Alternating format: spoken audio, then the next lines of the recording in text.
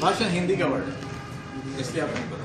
بھاشن کا ورڈ میں نے کیوں استعمال کیا کیونکہ بھاشن کی جو کانوٹیشن ہے یہ نیگیٹو ہے. مطلب آپ کو لگتا ہے کہ کوئی غلط کام ہو رہا ہے. میں نے بھاشن کا لفظ کیوں استعمال کیا, مطلب میں آپ کو ساتھ ساتھ اپنے سیکرٹ بتاتا جا رہا ہوں.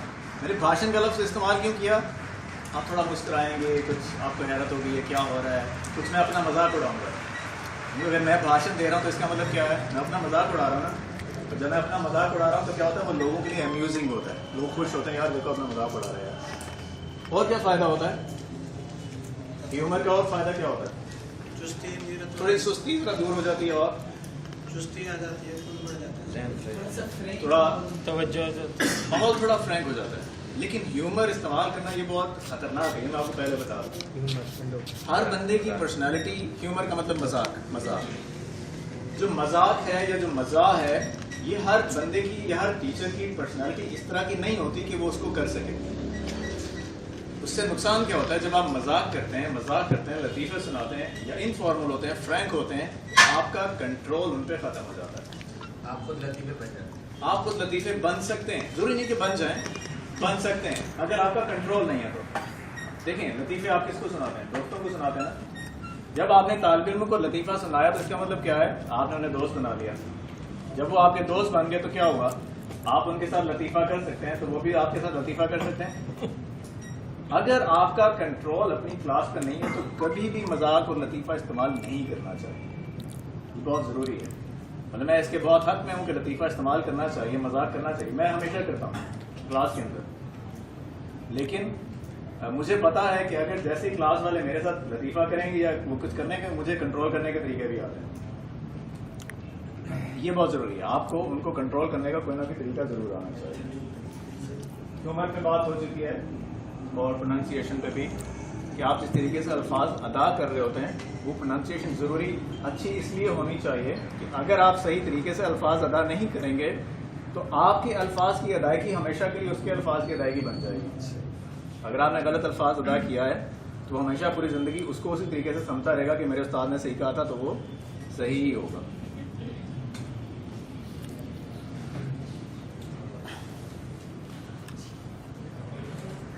ایک تو میں آپ کو چیزیں بتاتا ہوں. نان وربل میں ہماری 3 چیزیں رہ گئی اور 7-8 میں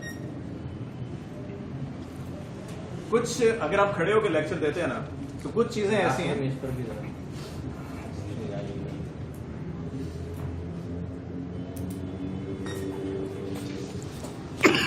اگر آپ کھڑے ہو کے لیکچر دیتے ہیں نا تو میں آپ کو کچھ ٹیکنیکس بتاتا ہوں جو آپ کریں گے نا تو آپ کو بڑا فائدہ ہوگا.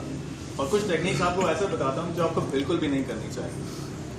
جو سائیکالوجی ہے نا, سائیکالوجسٹ یہ کہتے ہیں کہ آپ کے جو ہاتھ ہوتے ہیں نا یہ بہت اچھی علامت ہوتے ہیں کہ آپ جو بات کر رہے ہیں وہ صحیح ہے یا غلط ہے, آپ کو اس پہ یقین ہے یا نہیں ہے, آپ اس پہ ایمان رکھتے ہیں یا نہیں رکھتے ہیں. کچھ علامات انہوں نے جو بتائی ہیں وہ یہ بتائی ہیں. اگر آپ نے ہاتھ چھپائے ہوئے ہیں نا, جیب میں ڈالے ہوئے ہیں, عام طور پہ لوگ پینٹ میں ڈال لیتے ہیں, کوٹ میں ڈال لیتے ہیں, یا یہاں پہ کر لیتے ہیں, یا ادھر کرتے ہیں, یا چھپا اس طرح یہ حرکت کر رہے ہوتے ہیں, یہ علامات ہوتی ہیں کہ انسان کو اپنی بات پہ یہ اعتماد نہیں. یہ بات بچوں کو پتہ نہیں ہوتی لیکن انکانشیسلی انہیں اس چیز کا پتہ ہے کہ جب آپ یہ کام کر رہے ہیں تو آپ ایک ایسی بات کر رہے ہیں جس میں آپ کانفیڈنٹ نہیں ہیں. میں آج ہی آپ کو بتا دیتا ہوں, کل صبح جب درس ہو رہا ہوگا تو آپ نوٹ کیجیے گا کتنے لوگ یہ کر رہے ہیں. میں آپ کو پہلے سے بتا رہا ہوں, نوٹ کیجیے گا یہ کر رہے ہوں. یہ کس چیز کی علامت ہے, یہ اس چیز کی علامت ہے کہ آپ جو بات کر رہے ہیں آپ اس کے ساتھ کمفرٹیبل نہیں ہیں.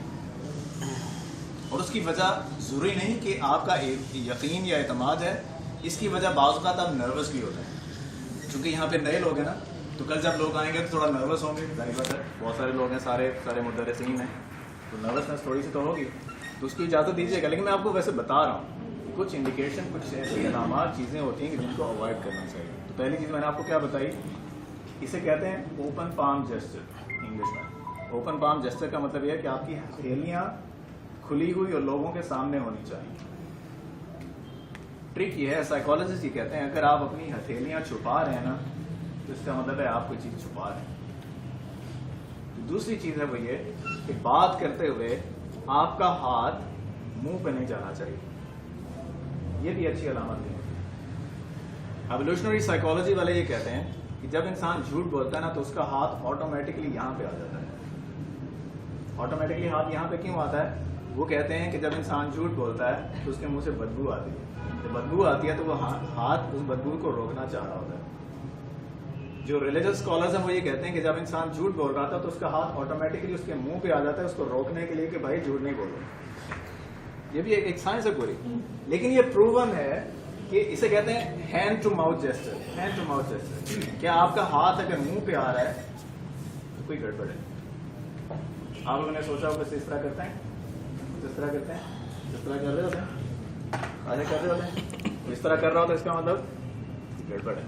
ये तो जमीन का हाथ हो सकता है, जमीन का हाथ हो सकता है, बिल्कुल सही कह रहे हैं। लेकिन ये वो अलामात हैं जो मुदर्रिस को कभी दर्स के दौरान नहीं करनी चाहिए। आगे पीछे करनी घर में इजाजत है मतलब, लेकिन दर्स में नहीं, दर्स में नहीं। ये नॉन वर्बल कम्युनिकेशन, इस पे हम तफसील से बात अगर टाइम मिला तो।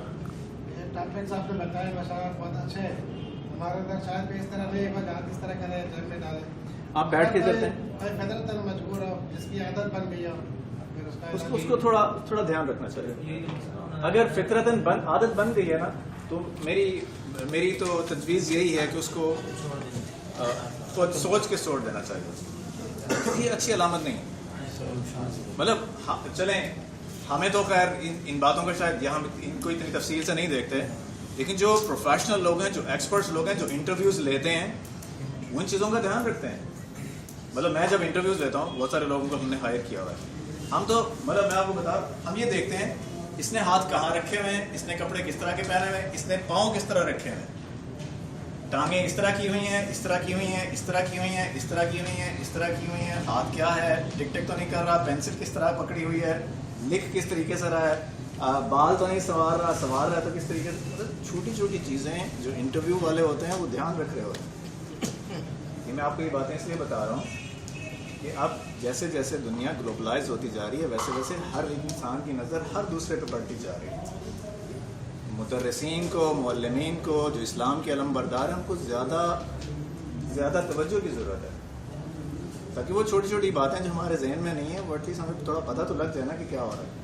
इस पर हम किसी दिन तफसील से करें के बाद टाइम थोड़ा सा सही है। हाथ वाली चीज़ इल्म की कमी को भी तो जाहिर करती है। जरूरी नहीं, जरूरी नहीं, नर्वसनेस को कर सकती है। यस, नर्वसनेस को। मेथोडोलॉजी पे हम बात कर चुके हैं।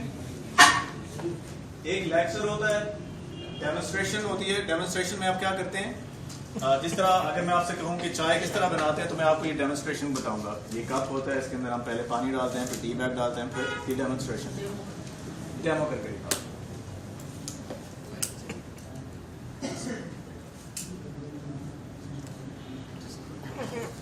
पीयर टीचिंग बहुत अच्छा आइडिया है।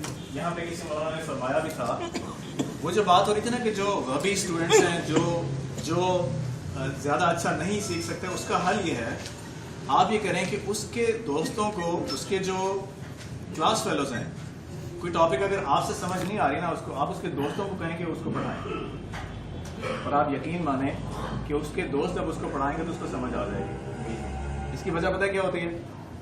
इसकी वजह ये होती है, आप हैं उस्ताद, वो है शागिर्द। उस्ताद जितना भी कह रहे कि मैं तालिब इल्म के लेवल पे जाके पढ़ा रहा हूँ, ये पॉसिबल नहीं है। क्या ये मुमकिन है कि आपने जो इतना सीखा और आप वहां तक पहुंच जाए? मुमकिन नहीं है। उस्ताद जितना भी कहता रहे कि मैं तालिब इल्म के लेवल तक पढ़ा रहा हूँ, तो ये बात मानने वाली नहीं है। उस्ताद अगर ज्यादा भी ज्यादा करेगा तो क्या यहाँ तक आ जाएगा ना। जब आप उसके दोस्तों से कहते हैं, पीयर का मतलब उसके दोस्त, उसके इर्द वाले, जब आप उसके दोस्तों से कहते हैं कि उसको पढ़ाओ, तो उसका दोस्त जो होगा वो कहाँ पे होगा? उसी के लेवल पे होगा। वो जब अपने अल्फाज में उसको समझाएगा तो उसको फौरन समझ आ जाएगी। तो बाज़ औक़ात अगर आपको लग रहा है कि आपकी बात स्टूडेंट्स को समझ नहीं आ रही, तो क्लास में से किसी तालिब इल्म को उठाएं और उसे कहें कि मैंने जो तुम्हें पढ़ाया है सबको पढ़ाओ। तो 5 मिनट में आपकी बात सबको समझा दें। और इसमें इसको अगर आप इस्तेमाल करना चाहें तो बार बार बड़े अच्छे तरीके से आप इस्तेमाल कर सकते हैं। इसके 2 फ़ायदे होंगे। एक, सारी क्लास डरती रहेगी, अब आई मेरी बारी, अब उस्ताद ने मुझे खड़ा करके कहना है सुनाओ भाई सबको। दूसरा क्या फ़ायदा हुआ, एक तो आप चेक कर लेंगे कि मैंने जो बात इनको समझाई है वो सही तरीके से उनको समझ आई है या नहीं आई, और दूसरा कि सबका भला हो जाएगा जब उनका अपना दोस्त उनको पढ़ा रहा होगा। और जो 9वीं स्किल है वो है जजिंग द स्टूडेंट्स प्रॉब्लम। इस पे हम थोड़ी थोड़ी बात आपस में पहले करते रहा। स्लो लर्नर्स की बात हुई, जो अभी स्टूडेंट्स हैं वो उस पर क्या कर रहे हो गए। IQ का आइडिया, IQ क्या होता है? IQ कहते हैं जहानत। हर किसी कोई ज़हीन आदमी होता है, कोई ज़हीन तालिब इल्म होता है, कोई इतना ज़हीन नहीं होता, तो आपको सबको लेके चलना होता है। एंड और समिंग अप बहुत जरूरी है। हर दर्स के, हर लेक्चर के आखिर में, हर क्लास के आखिर में आपके 5 मिनट ऐसे होने चाहिए जिसमें आप इवेलुएशन कर सकें कि जो आपने बातें अपने तालिब इल्म को बताई हैं वो उन्हें समझ आई हैं या नहीं आई। ये मैं भी आप लोगों से पूछूंगा, ये सारी जो 10 स्किल्स हैं वो क्या हैं, ठीक है। और उसके बाद क्या है, आप एक दो सवाल पूछते हैं उनसे, ठीक। और एंड में क्या होना चाहिए, जो सवाल आपने तालिब इल्मों से किए उनका जो रिस्पॉन्स आ रहा है उसमें आपको उस पर एक समरी दे देनी चाहिए। और वो समरी क्या होनी चाहिए, वो समरी नंबरों पे होनी चाहिए। मिसाल के तौर पे अगर मैं आपसे कहूँ आज हमने 10 स्किल्स माइक्रो टीचिंग की सीखी हैं, 1 प्लानिंग, 2 दिस, 3 4 5 6 7 8 9 10, और मैं आपसे पूछूं कि आप कौन सी 10 स्किल आज हमने सीखी हैं, तो आप मुझे बताएंगे कि ये 10 स्किल। इसका मतलब क्या हुआ, अगर वो 10 स्किल्स आप मुझे बता देते हैं तो इसका मतलब वो 10 स्किल्स आपको सही तरीके से समझ आ गई हैं, जो आप यहाँ से जाने के बाद भी आपको याद रहेंगी, ठीक। मैं आपसे वो 10 स्किल्स पूछ लूँ, कोई साहब बताएंगे?